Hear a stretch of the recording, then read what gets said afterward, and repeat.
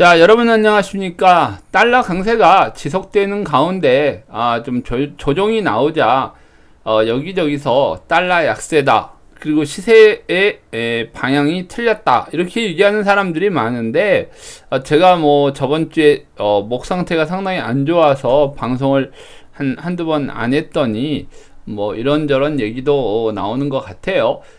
달러 강세 부분은 빅리치가 보는 경제 상황으로는 아직까지 진행 중입니다. 그리고 지금 기축 통화의 위력을 정말 한번 요번 그 경제 상황에서는 분명히 한번 발휘를 할 걸로 생각이 듭니다.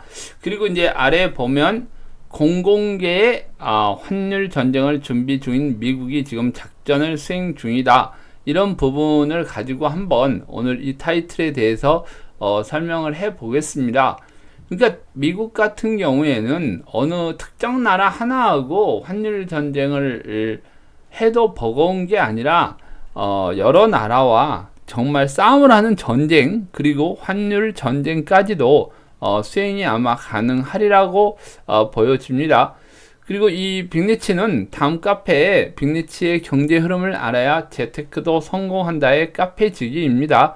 자, 그리고 지금 전체적으로 봐서는 미국 연준의 통화 정책에 이은 재정 정책의 효과, 그러니까 즉 이게 무슨 말이냐면 어떤 위기에 도달을 했을 때는 통화 정책하고 재정 정책이 있는데, 보통 이제 금융위기나 이런 상황이 일어났을 때는 통화 정책을 하는 게 당연한데, 지금 코로나라는 그 특이한 그 병균에 의해서 재정 정책까지도 플러스로 나오다 보니까 지금 시장은 엄청난 통화량을 예상을 하고 지금 경기가 엄청 좋아질 거다 하는 과거의 학습 효과를 보고 지금 굉장히 시장에 참여한 사람들이 좀 흥분해 있는 것 같죠.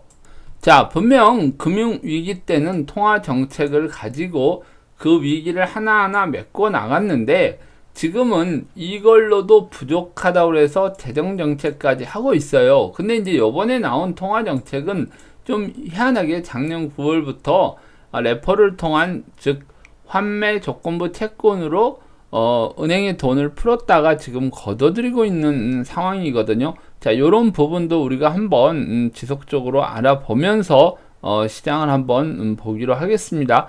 그리고 달러의 수급 조절과 시장의 충격인데, 지금 우리가 달러를 강세를 보인다, 약세를 보인다. 특히나 이제 우리 그 원달러 부분에 투자를 하시는 분들이 많아가지고 달러가 뭐 약세고 강세고 이런 부분에 대해서 상당히 또 의문을 갖고 보세요. 야, 그 빅리치 너는 전에 뭐 그 예상도까지 그려가지고 올리더니 요즘에는 왜 안 올리냐, 틀려서 안 올리냐, 이런 얘기를 또 하는 사람도 있죠.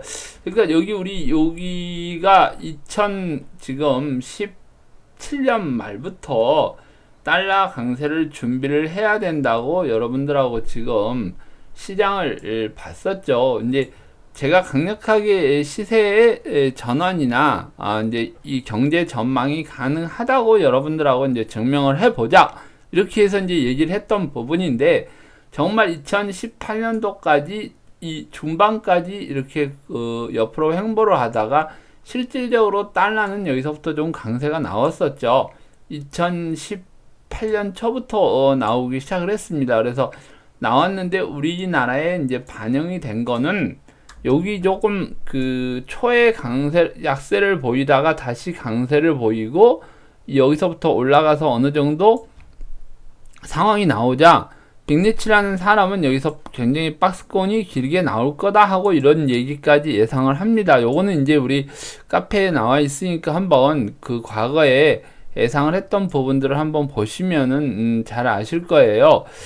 자, 뭐 어찌됐건 간에 이 예상과 예측이라는 거는 당연히 시간이 지나야지 그 결과를 알 수 있는 겁니다.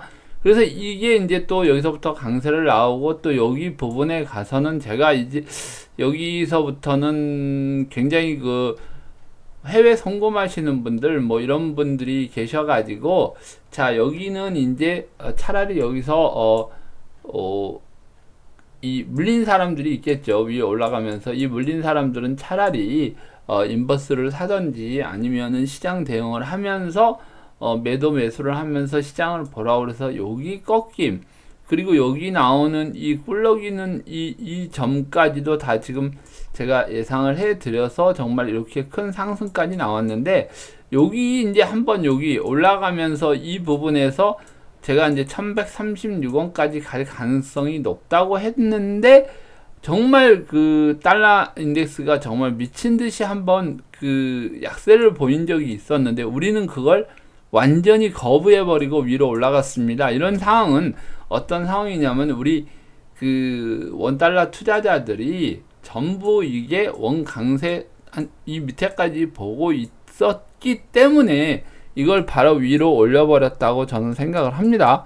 그래서 이 부분에서도 조금 뭐 그거 논란의 여지가 많아가지고, 여기서 세상에 저기 1136원 안 찍고 갔다고 또 난리를 치는 사람들이 있어서, 아 그래 이제 나도 뭐 신경 쓸 필요 없다, 내가 그 예상도를 보여주면서 뭐하러 이렇게 잘 자란 것까지 다 보여주느냐, 그냥 내려갔다 올라간다 이렇게만 그려놨으면 되게 편했을 거 아니냐 하고도 제가 한번 얘기를 한 적이 있습니다. 근데 지난 방송을 한번 보면서 얘기를 이해를 해 보시기 바랍니다. 그리고 이제 여기에 내려와서 또 하나의 지금 박스권을 거치고 있는데, 제가 이 부분에 대해서는 이제 호주 달러가 이제 상당히 좀 강세를 보이면서, 상당히 지금 다른 나라 통화에 비해서 호주 달러가 상당히 강세를 보인다. 그거는 이제 호주가 원자재 가격, 즉 철강석이나 석탄 부분의 가격이 좀 상승을 하면서 호주 환율 시장하고 가장 많이 떨어졌던 호주 환율 시장이 상당히 큰 반등이 나오고 있지만은, 과연 이 철광석이 수요가 지금 전 세계에서 풍부해져서 지속적으로 철광석이나 석탄이 상승을 할 수 있을까 하는 의문도 우리가 이제 한번 가져볼 수가 있겠죠. 그래서 이 부분도 있어서 지금 우리가 조정을 받고 있는 부분에 지금 환율 보고서가 지금 나오지 않는 상태에서 미국에서 이런 방어를 하다 보니까 이런 강세를 보이는 거고, 과거에 이 미국이 환율 조작국을 재작년이죠. 2019년도 8월 달에 한번 제정을 한 적이 있어요. 그 다음에 이제 그 다음에 2019년도 1월에 그 환율 조작국에서 풀어줬었죠. 자, 그 당시를 한번 돌아가서 위아나 이렇게 그 차트로 한번 본다 그러면 8월 달에 여기 8월 달에 환율 조작국으로 지정을 하자, 그냥 위로 그냥 확 올려가지고 위안화 약세를 만들어 버렸죠. 그러니까 이제 환율 조작국으로 관세를 때리겠다 그러면은 그만큼 위안화를 더 약세를 만들어 가지고 중국에서도 대응을 하다 보니까 1월 달에 지금은 아니다 이런 생각을 했는지 몰라도 미국이 요 이제 그 어느 정도는 이제 협의를 한 모양이에요. 그랬더니만 1월 달에 그 다시 환율 조작국에서 제외를 시켜주자, 이렇게 다시 또 약세를 보이는 부분이 나오는데, 이 부분에서 있어서 여기 어느 정도 올라가서 또 강세를 보이고 있는 부분은 아마 이게 미국과 어느 정도 협약을 이루었고, 또 이제 이 과정에서 무역 협상 부분을 도출해 내면서 아마 이런 상황들이 마무리가 된 거 아닌가 하는 생각이 들죠. 근데 이제 그럼에도 불구하고 또 다시 이 환율이 여기 그 고점을 지금 넘보고 있는 상황까지 와버리니까, 지금 이제 또 다른 이제 그 미국은 걱정거리가 생기면서, 사실은 걱정거리라기보다도 미국이 원하는 거는 사실 이 부분이에요. 자, 이 위안화뿐만 아니라 지금 유로도 상당히 강세를 보이고 있는 상황이죠. 전체 트렌드로 봐서는 하락 트렌드이지만, 하락 패턴 중에 지금 반등이 강하게 나오는 이유는 여러분들도 잘 알고 계시죠. 요번에 코로나로 이태리라든지 스페인, 포르투갈 등의 나라들이 위험에 처해 있다가 돈이 풀리는 바람에 지금 그 이런 강세를 보이고 있는데, 이건 정말로 어떤 문제 해결에 뭐 초점을 맞춰서 지금 강세를 보이는 게 아니라 위기를 모면한다고 지금 보이고 있는 부분입니다.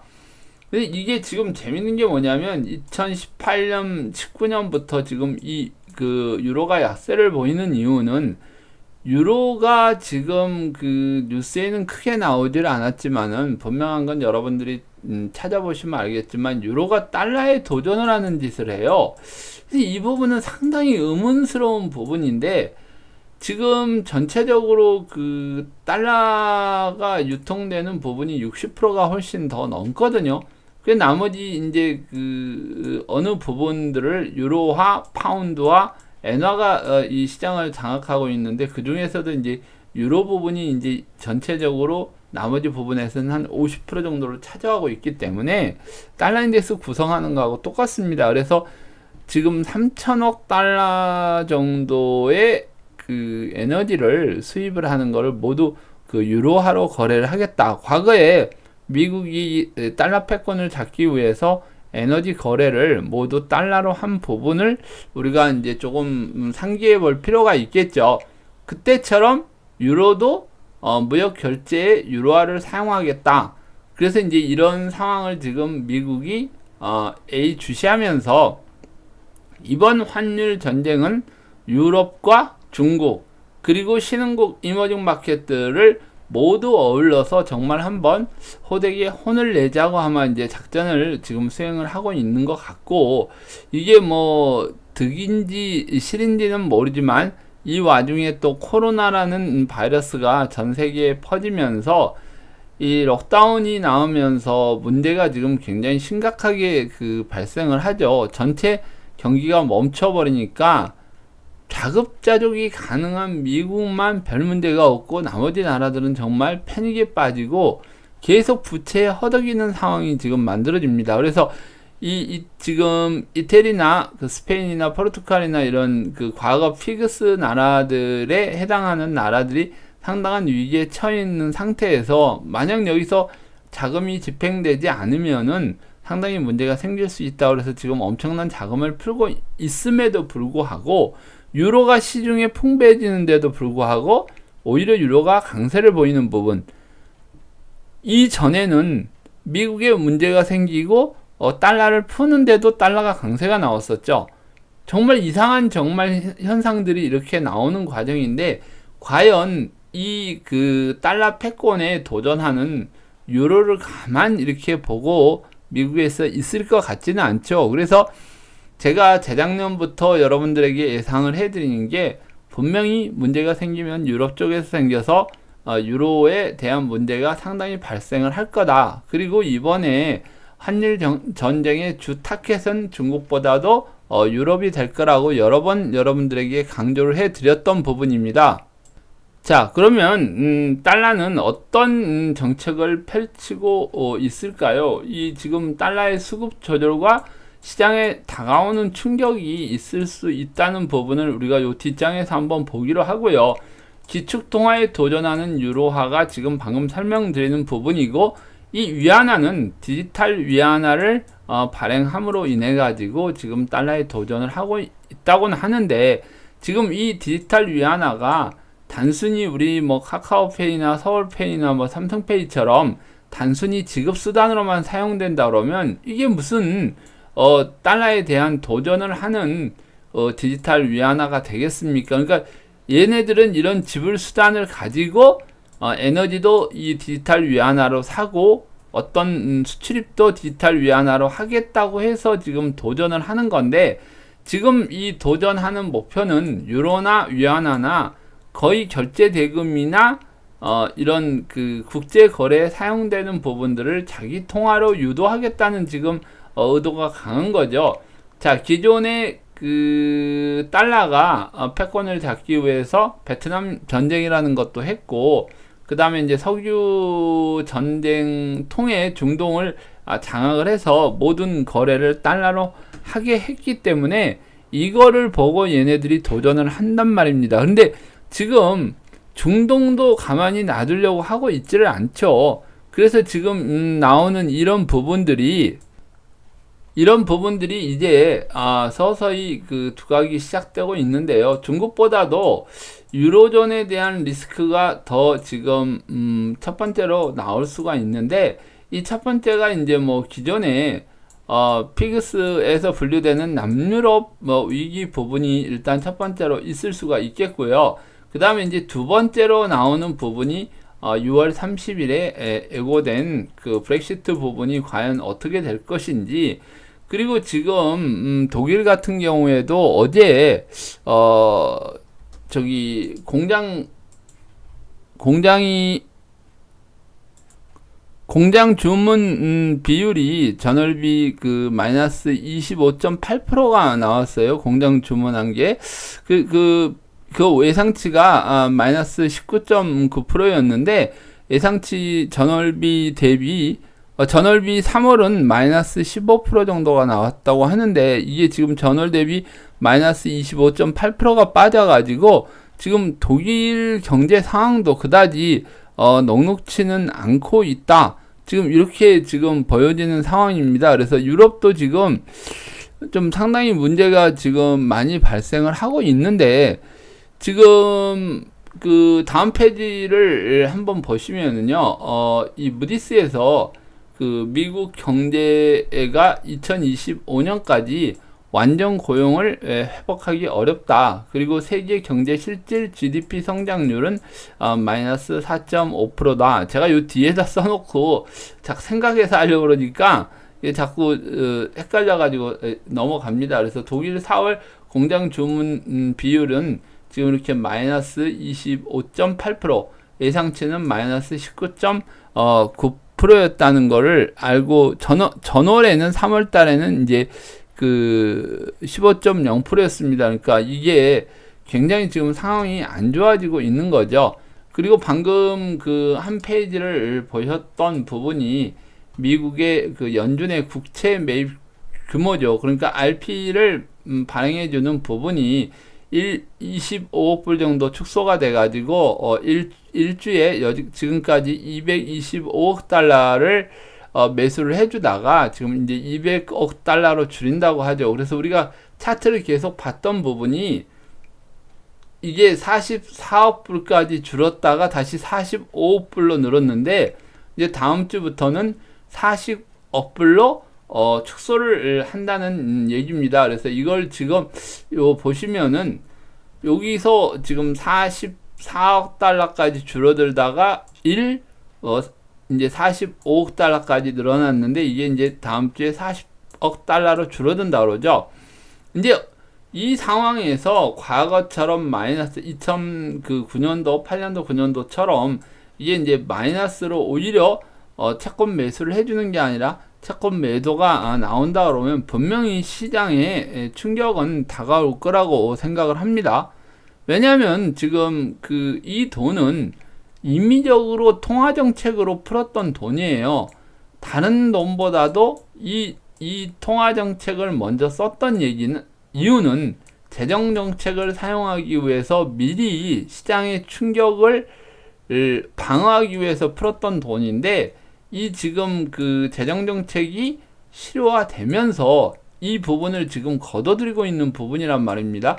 그래서 이 걷어들이는 부분에서 항상 우리가 이 통화정책하고 재정정책을 구분해서 봐야 되는데, 통화정책은 말 그대로 돈을 언제라도 팍팍 풀어가지고 굉장히 이렇게 가파르게 진행을 할 수 있는데, 이 재정정책은 어느 정도 그 계획을 가지고 언제까지 어떻게 풀겠다 하는 부분이 나와서, 지금 우리가 알고 있듯이 주 400억 불에서 뭐 500억 불 이렇게 채권을 발행하는 과정이기 때문에 상당히 더디고 오래 진행이 되는데, 이 먼저 펼쳤던 통화정책을 계속 같이 유지를 한다 그러면 지금 유동성 장세가 100% 맞다고 얘기를 해도 돼요. 근데 이걸 지금 가파르게 걷어들이면서 이 속도 조절을 하고 있는 부분에서 마이너스 부분으로 이게 나와버린다 그러면, 분명한 거는 시장에서 갑자기 여기 차이나는 통화정책에 영향을 받을 수밖에 없습니다. 근데 지금 이 상황에서 코로나도 늘어나고 있고, 지금 상황이 계속 악화되고 있고, 어제 이 지금 고용 부분이 자 서프라이즈라고 하죠. 미국의 고용 부분이 서프라이즈고 개선이 250만 개 증가를 했다고 그러는데 정말 이거는 통계에 대한 그 오류라고 대부분 볼 수가 있는 부분이죠. 아니 어떻게 통계에서 2천 몇백만 개였지 이게 기억이 잘 안 나는데 2천 몇백만 개 정도의 저 고용이 줄었을 거라고 생각을 하는데 이게 250만 개가 증가했다는 거는 뭐 아무튼 간에 비정규직 이런 부분들이 계산을 잘못해서 나온 거지. 지금 이거는 월가에서도 정말 희한한 이 통계라고 이 정말 시장을 어거지로 끌어올리려고 하지 않은 이상은 이런 지금 현상이 일어나지 않고 있다. 지금 이렇게 보시면 될 것 같고요. 지금 뭐 자꾸 왔다 갔다 하다 보니까 뭐 이제 설명이 이리저리 되는데 뭐 어쨌든 간에 이 온 김에 유가도 한번 보고 가겠습니다. 지금 오펙 플러스라는 거는 이제 오페크 외에 여러 나라들이 지금 감산 연장 소식이 이제 나오고 6일 날 이 뭐 회의를 한다고 그랬는데 어떻게 마무리됐는지는 지금 잘 모르겠지만 어쨌든 감산을 하고 이 감산에 대한 연장을 한다고 그러는데 지금 이라크나 뭐 나이지리아나 멕시코나 이런 애들이 전혀 줄이지를 않고 있어요. 그리고 문제는 뭐냐면 이 지금 그 유가가 유류 재고량이 기름 재고량이 지금 팍팍 빠져야 되는데 지금 한 바퀴가 돌기는 돌았어요. 분명한 거는 한 바퀴가 돌기는 돌았는데 이 부분에서 지금 굉장히 그 의문이 되는 부분이 휘발유 재고는 엄청나게 늘어났단 말이에요. 그러니까 기존의 지금 석유화학 공장에서 이 밀려있는 재고를 받아가지고 한 바퀴 돌린 거지 이 재고가 계속 밀려나가지 않는다 그러면 아무리 감산을 해도 이 부분은 어려울 수밖에 없고 지금 아까도 얘기했지만 유럽이나 지금 중국도 상하이 유 시장을 만들어 가지고 그 거래 자체를 위안화로 하려고 지금 시장을 만들어 놨죠. 근데 이 부분에서 중동에서 그래 위안화 받고 유로화도 받고 이런 식으로 거래가 돼버린다면은 분명 달러에 대한 기축통화에 대한 도전이 지금 나오고 있는 건데 이미 미국은 이거를 감지를 하고 중동에 대해서 지금 싸움을 붙이려고 준비를 하고 있는 거예요. 자, 사우디아라비아에서도 패트리어트 미사일을 회수를 하고 사우디는 여기에 대비해서 항상 그 미국에서 수입하던 식량도 수입하지 않고 지금 러시아 쪽 뭐 우크라이나나 이런 쪽에 지금 밀밭을 사가지고 뭐 첫 수확량이 지금 사우디로 수출이 되고 자 이런 상황이 나오는 과정에서 과연 미국이 어떤 전략을 펼칠지도 상당히 재밌어지죠. 자 이런 걸 쭉 본다 그러면 자 미국은 유럽, 유로존 그리고 그 다음에 중국 그리고 이제 중동 애들까지 다 합세를 하고 나머지 신흥국이나 이머징 마켓들을 어느 정도 몇 국은 어우르고 가면서 아마 이 도전에 대한 싸움을 할 것 같습니다. 그래서 지금 요번에 G7 그 모임에도 우리나라도 집어넣고 그래서 뭐 한 11개국 정도를 집어넣는데 몇몇 나라는 또 이제 제외를 하니까 상당히 기분 나쁜 상황도 나오겠죠. 자, 이제 여기서 가장 지금 미국에 잘 붙어가지고 지금 같이 전략을 펼치는 나라가 대표적인 나라가 일본하고 영국이 되는 겁니다. 그래서 영국 같은 경우에는 아마도 그 노딜 브렉시트 쪽으로 갈 가능성이 지금 상당히 높아요. 그래서 좀 어거지로 많은 거를 유로존에 지금 그 요구를 하고 있는 상황이기 때문에 어쨌든 지금 세계 경제 실질 GDP 성장률은 무디스가 보기에 마이너스 4.5% 정도 될 거다. 그러면 어떻게 매년 성장을 하던 세계 GDP 성장률이 마이너스 4.5가 되는데 주식도 하늘 높은 줄 모르고 올라가고 모든 경제가 다 돌아선 것 같이 보이냐는 거죠. 아니 아직도 취직도 못하고 일자리도 못 구하고 돈을 벌러 나가지도 못하는 상황인데 정말 이런 일이 일어날 수 있는 건지 하는 부분도 우리가 한번 생각을 해봐야 되는 부분이 아닐까요? 정말 희한한 상황이 지금 벌어지고 있는 거죠.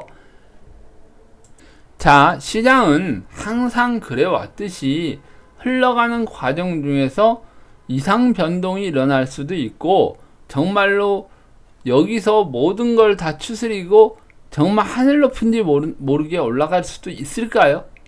자, 그래서 지금 아까도 얘기했고 여러 번 얘기를 했지만은 중국보다도 유로존에 대한 지금 도전이 더 달러의 입장에서는 더 무섭고 빨리 얘들 먼저 해결을 해야 되는 부분이라고 제가 여러 번 얘기를 했습니다. 그리고 중국 같은 경우에는 지금 완전 자본시장 개방이 안 됐기 때문에 뭐 요거는 나중에 처리를 해도 되는 문제다 하고 지금 보고 있는 상황이고요. 자, 이런 어떤 리스크에 일단은 이렇게 직면을 하면은 아시아에 보면 세 개의 ATM기가 있죠.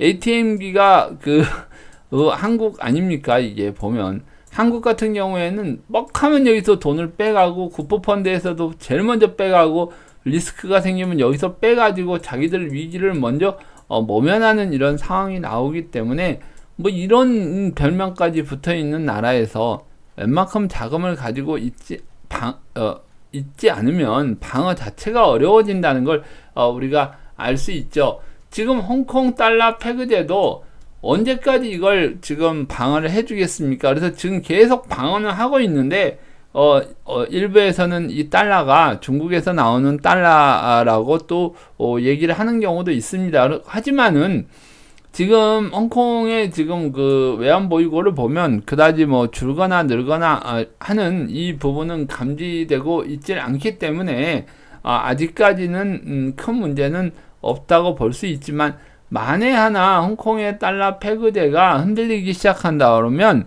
분명한 거는 밖에 있는 헤지펀드들이 또 들어와 가지고 먹잇감으로 삼을 수도 있다는 것을 감비하시고 시장을 한번 보시기 바랍니다. 자, 아래 부분에 원자재 상승으로 호주 달러 강세는 언제까지 갈 건가? 이건 아까도 잠시 봤지만 원자재 부분이나 이런 부분도 한번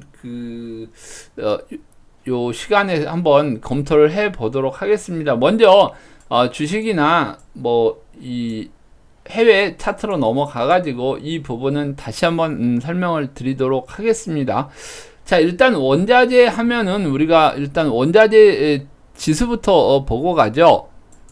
자, 이제 국제 원자재 지수 구성 품목 리스트하고 가중치를 보면은 뭐 다우존스에서 나온 USB 관련 인덱스가 있는 반면에 주로 이제 많이 사용하는 부분이 요 CRB 인덱스죠. 이 CRB 인덱스는 이 구성 요소들이 이렇게 좀 골고루 편성이 되어 있기 때문에 우리가 이걸 지금 많이 보고 있습니다. 그래서 이 CRB 지수의 차트를 한번 보면은요.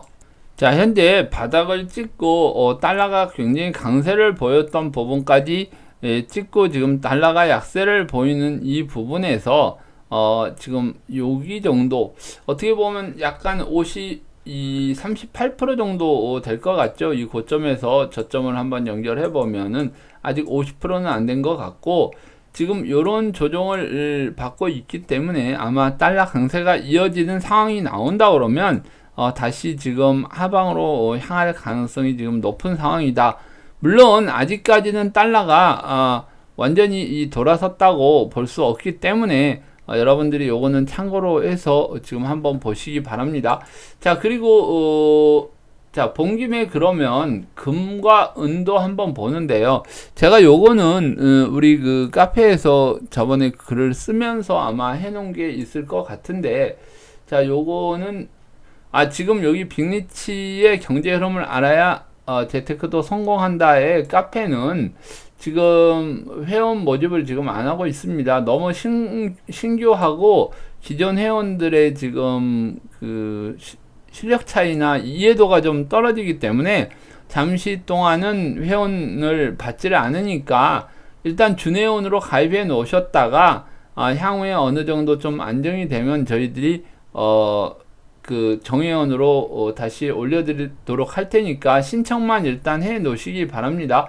자, 그러면은 달러 강세 의심 하나는 저번에 만든 그거고요.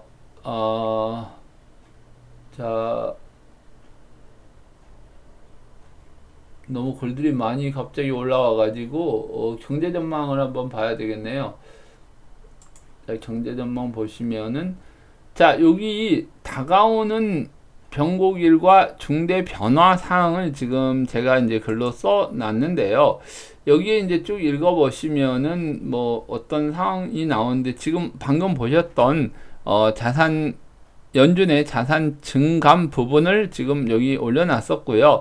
지금 이제 은혜에 대한 건데, 지금 은은 지금 이렇게 상승세기형으로 이렇게 보면은 여기 이탈을 해가지고 지금 여기 박스권만 하단으로 지금 무너진다 그러면 상당히 그 하락이 여기 지금 만들어진 박스권까지는 쉽게 내려올 수 있는 부분이라는 걸 우리가 알 수 있습니다. 그래서 아마도 달러 부분이 조금은 더 약세를 보인다 그러면은 금과 은은 지금 이런 부분들이 좀 줄어들 것 같고요.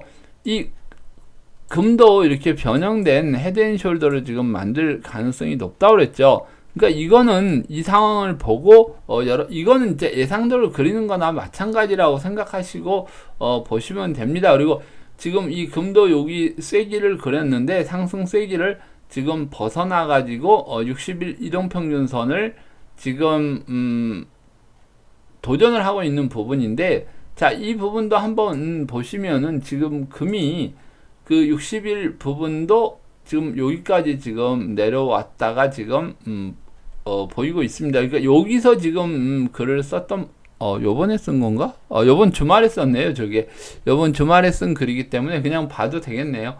그래서 여기 지금 저항선에 닿고 지금 내려오고 있다.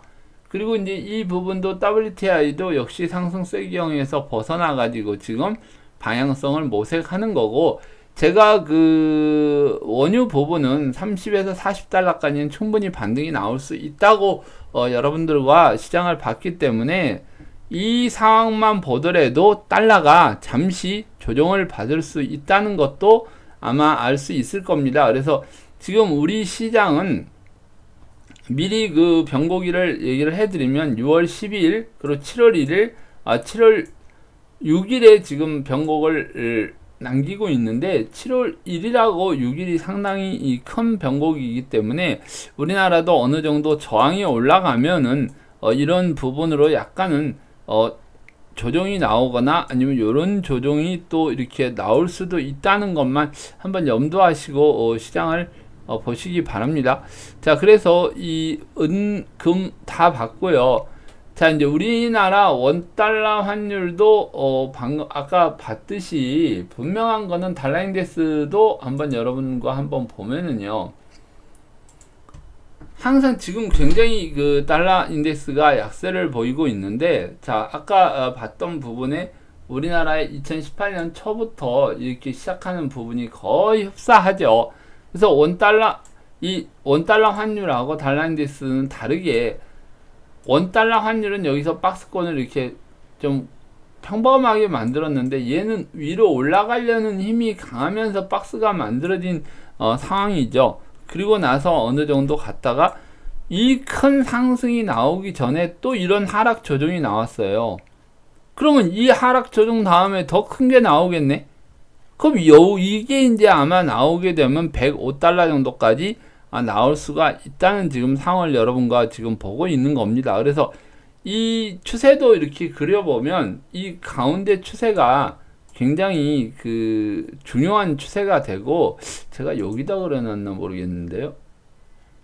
요거가 아니고 지금 원달러 환율로 한번 다시 넘어가 가지고 선물 차트로 원달러 환율을 보시면 여기 가운데 지금 쳐놓은 사선들이 상당히 중요한 부분인데, 장기적으로 이렇게 보시면은요, 여기가 고점 저점의 한 중간 부분 정도 되는 부분인데, 자, 우리가 그 PMI나 이런 거 보면 50% 이상이면 과열이고, 그 다음에 그 아래면은 확장이고, 뭐 여기 밑에면은 축소가 되는 부분이다, 이렇게 보듯이 이 기준선들이 넘어가면은 이미 우리 원은 강한 약세를 보이는 방향으로 이제 보면 된다. 그래서 이 기준선을 제가 그려놓고 보는데요. 그러니까 달러 인덱스나 이런 부분에서도 지금 보시면 알겠지만 세상에 어느 그 방향성을 가지고 가는 생물 같은 이런 그 지수가 세상에, 그리고 또 뭐 유로하고 지금 중국의 위안화에 대한 도전을 받고 있는 달러가 어떻게 강세가 보인다고 해서 한꺼번에 이렇게 올라갑니까? 이렇게 오랜 기간 동안 굴곡을 하면서 이렇게 올라가다가 정말 크게 파동이 이렇게 나오고 있는 상황인데, 이게 정말 달러 약세라고, 달러가 떨어졌다고 우리가 강하게 얘기를 할 수 있냐는 거죠. 자, 분명히 여기 떨어질 때도 빅리치라는 사람은 달러 강세라고 얘기를 했고, 지금 떨어지고 있는데도 달러 강세라고 얘기를 하고 있는 겁니다. 우리가 지금 달러를 가지고 경제 전반에 관련돼서 연결을 해서 경제 흐름을 읽어내고 있기 때문에 이 달러가 강하고 약하고 이 부분은 굉장히 중요한 부분이에요. 그런데도 불구하고 이렇게 큰 조정이 나왔음에도 강세가 나온다고 그랬는데, 이때 정말 이 강세가 이렇게 빠졌을 때 우리가 워낙 강세가 안 나오고 거기서 바로 턴을 해버렸다니까요. 우리나라는 미리 선반영이 돼가지고 이렇게 빠져가지고 우리도 이렇게 빠져야 되는데 안 빠지고 여기쯤에서 바로 턴을 해버렸던 그 경우가 우리나라의 경우예요. 뭔 놈이 이런 경우가 있는지는 모르겠지만은 분명한 거는 시장에서 개인들하고 이 그 외국인들하고 포지션만 거꾸로 되면은 인정사정 보지를 않아요. 여기 저점이 나왔을 때가 1150원이었어요. 원달러 환율이 1150원이었는데 여기서 1180원에서 바로 위로 올라가 버렸단 말이에요. 1150원도 안 찍고 여기 왔는데도 불구하고 1180원에서 턴을 해서 올라가 버렸어요. 우리나라 환율은. 한번 보실래요? 여기 보시면 여기가 거기거든요. 여기 1179원, 여기 1180원에서 이 부분에서 훨씬 여기 1150원이 왔던 이 부분보다도 훨씬 더 위에 있었는데도 불구하고 안 내려오고 이게 바로 위로 올라가 버렸다고요. 이 설명은 어떻게 하냐면 모든 개인 투자자들의 포지션이 원 강세로 잡혀 있었던 거예요. 그러니까 이게 위로 바로 올려버렸던 거죠. 이걸 가지고 뭐 요만큼 틀렸다고 그래가지고 이게 먼저 간다고 해서 제가 방향성을 잘못 말하는 건 아니잖아요. 예상도에서도 분명히 이런 박스가 나오고 위로 올라갈 거라고 여러분들하고 봤었죠. 그 예상도도 한번 볼까요? 자, 하도 많이 봐가지고 지겨우시다고 할 분도 계실지는 모르겠지만 제가 여기서 계속 그 예상도 그려주면서 이런 상황의 모양이 나올 거다 하고 얘기를 하고, 그때 어떤 얘기를 했냐면은 차라리 이렇게 보라고 그랬어요. 이렇게 올라가니까 그러면 위의 방향에다가 맞춰서 투자를 하는 게 맞는 거지, 거기서 조금 더 먹겠다고 하다가 바로 올라가 버리니까는 뭐 너 틀렸네 어쨌네 이런 얘기를 계속 했다고요.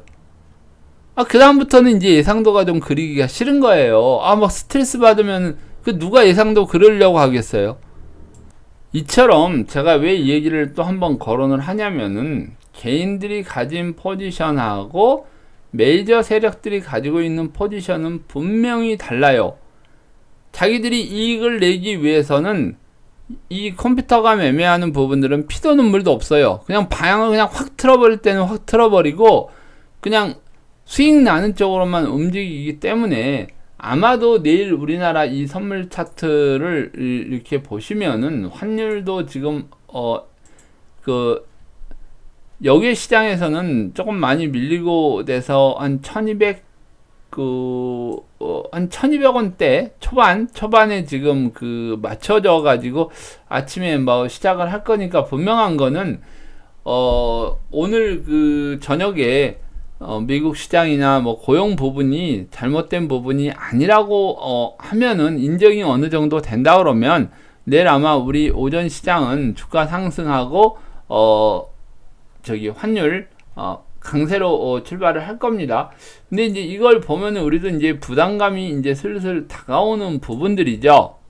분명한 건 미국 시장이 올랐기 때문에 아마도 291이니까 한 여기 정도 되겠네요. 요거 일봉으로 보면 요 기준봉 정도 되는 쪽까지는 한번 올라가지 않을까. 지금 295 정도 나오네요. 한 295 정도까지는 지금 올라가서 이게 이제 최고의 고점이 될지 아니면 이 위에까지 가서 정말 100% 되돌림이 나올지, 자, 우리는 이걸 이제 관건으로 보고, 제가 전에도 얘기했다시피 266까지는 일단 현금 보유하고 약 10%에서 30% 정도 가지고 종목 투자를 하고 순환매가 나오니까 분명히 수익을 얻을 수 있다. 그리고 하락의 조건이 갖춰지지 않은 이상은 우리는 그냥 지켜만 보자. 지금 이 상황에서 어떤 사람이 용기 있게 또 들어가고 또 용기 있게 베팅을 하겠습니까? 왜냐면 지금 개인 투자자들도 지금 사지도 않고 오르면 수익 실현을 하고 있는 이 장에서, 그렇다고 개인 투자자들이 요 밑에서부터 산 주식을 지금 다 판 것도 아니고 보유하고 시장을 보고 있는 상황에서 과연 여기서부터 올라가 가지고 60 정도 되죠. 255 정도부터 올라가 가지고 여기서 순환매가 나온다고 그래서 주식을 가지고 있어 가지고 지금 어느 사람이 얼마나 먹었겠습니까? 지금 가지고 있던 순환매로 뭐 그 자동차부터 시작해서 석유화학부터 뭐 철강주부터 안 가는 거 지금 한 바퀴 다 돌았잖아요. 그리고 대형주 가니까 중소형주 지금 빠지고 있어요. 분명한 거는 다시 여기서 조정받을 때 중소형주 또 한 번 가요. 그리고 나서 이제 이 상황을 마무리하고 한꺼번에 다 빠져도 조건이 완성되면 빠질 가능성이 지금 높다고요. 그리고 시장은요, 선물 옵션을 하는 파생을 하는 사람들은 제가 보기에는 당일 매매를 원칙으로 하고 상방이다 하방이다는 절대로 잊고 봐야 돼요. 세상에 어떤 사람이 보면은 우리가 이제 보통은 5분봉을 가지고 매매를 많이 하는데, 어느 이렇게 조정을 받고 여기까지 조정을 받고 여기서 턴을 할 거다, 또 어디 가서 턴을 하고 조정을 받을 거다, 이 정도만 알고 주식 투자를 해도요, 이 선물 파생을 해도 이게 당하지를 않거든요. 아니 그럼 빅리치 너는 여기 꼭지를 알고 여기 꼭 저점을 안단 말이냐? 이것도 알아요. 분명히 같이 이걸 보고 움직이는 사람들은 정말 어느 부분에서 꺾이고 턴을 하고 또 어느 부분에서 꺾이고 턴을 하고, 이 부분들이 다 컴퓨터들이 만들어내기 때문에 이 부분들을 다 우리가 읽어낼 수 있고, 정말로 여기 아침에 있잖아요. 여기 아침에 이 고점을 예상을 하는 사람이 이날은 이런 게 있을 수가 없는데도 이 계산을 하면 이런 게 나오거든요. 그러니까 이런 부분들까지 우리가 보고 이게 그 예측을 하고 매매를 하는 그 상황에 있어서 내가 이걸 상승이다 하락이다 생각할 필요가 없는 거예요. 파생을 하는 사람은 무조건 기다렸다가, 예를 들어서 여기에 뭐 어떤 목표치가 나왔다. 그럼 여기서 턴할 수 있을 것 같아요. 그러면 정말 여기서 여기 끊어먹기를 하더라도, 아니면 정말 여기까지 큰 하방에 대한 목표치가 나왔을 때는 여기까지 정말 기다리고 있다가 정말 여기서 올라가는 부분을 다 먹을 수 있는 사람, 이런 사람들이 돼야 된다니까요. 그러니까 예를 들어서 여기서 내려왔다 또다시 목표치가 여기 나오면은 하방으로 내가 이만큼 먹을 수 있을 것 같아요. 가능해요. 근데 이제 이 가능한 부분이 뭐냐면, 내가 여기까지 오고 여기까지 온다는 걸 알면은 가능하겠죠. 근데 이 부분이 딱 결정이 되면 내 마음이 더 상승을 하고 더 하락을 하고가 볼 필요가 없다는 거예요. 오로지 그 숫자만 나오는 걸 가지고 컴퓨터가 계산을 해서 가기 때문에, 이거는 다시 생각할 것도 없이 여기서 아래쪽 목표치가 나왔다 그러면은 아래쪽 목표치까지는 내가 투자를 할 수 있는 상황이 나온다는 거예요. 자, 이거는 예를 들어서 하는 얘기니까 뭐 이거 좀 뭐 그 이해가 안 가시는 분들은 그렇다 하고 보시면 돼요. 그래서 하루라고 해도 이게 올라가고 내려가는 거를 내 마음대로 구분을 하지 말라는 얘기죠. 왜? 지금은 반등이 나오는 타임이고 이미 이 부분이 상당 기간 진행이 됐기 때문에, 지금 저 같은 경우에는 연속 3개월에서 6개월 정도가 지속되는 상황을 상승 패턴이라고 그러는데, 아직까지는 완벽하게 지금 3개월은 안 나오고 있지만 이 반등 자체도 상승 패턴으로 인정을 해야 되는 부분도 나올 수도 있어요. 근데 지금까지는 저는 아직까지는 인정을 지금 못하고 있는 부분이고, 정말 희한하게 지금 진행되고 있는 상황이 나오고 있습니다. 그러니까 내가 모르면 현금을 가지고 있다가 조금 장난을 치고, 왜? 하락한다는 조건이 갖춰지지 않았기 때문에 장난을 쳐도 돼요. 그리고 이거를 길게 가져가는 게 아니라 짧게 끊어 먹을 수 있는 사람이 분명히 이 시장에서는 이기는 사람이 되는 거예요. 자, 그래서 우리가 지금 이상 상황에서 어디까지 지금 가고 하락 조건에 대한 부분이 나오는지, 토요일날 지금 방송에도 말씀을 드렸듯이, 이 부분이 월요일, 요번에 이제 6월물 만기가 6월 이제 옵션 선물, 그리고 나머지 파생들 만기가 돌아오는 트리플 위칭데이이기 때문에, 자, 이 부분에 있어서는 주 초에 풋에 대한 정리가 나올 수 있다면 약간은 올라갔다가 꺾이는 부분이 나오겠죠. 그리고 나서 다시 올라가더라도 올라가는 부분이 나와서 만기를 맞이할 가능성이 높습니다. 그리고 지금 선물이나 이런 부분들도 지금 외국인들이 요 밑에서 사놓은 물량이 상당히 많기 때문에 어느 정도 이익 실현을 하면서 나머지를 롤오버를 하던 아니면은 청산을 하던 이래도 크게 상관이 없을 것 같고, 차라리 이제 주 초에는 풋을 내일 아침에 막 올라서 시작하면 풋에 대한 어느 정도 포지션을 갖춰 놓고 밀면서 풋을 먹으면서 어느 정도 내려와서 나머지 목요일까지 이 포지션을 갖춰갈 가능성도 있기 때문에, 그 부분은 지금 제가 뭐라고 말씀드리기는 하죠. 왜냐면 내일 아침에 분명 포지션이 갖춰질 거니까. 그래서 이제 삼성전자도 57,000원대가 저희 목표치라고 했는데 거기를 찍고 내려왔기 때문에, 아마 내일 지수를 올린다 그러면은 조금 또 숫자를 한번 더 볼 수도 있는 상황도 나올지 모르기 때문에 이 점은 참조하시고 이번 주 선물 옵션 만기 잘 대응을 해 봅시다. 자, 성공하는 투자 되십시오. 저 빅리치였습니다.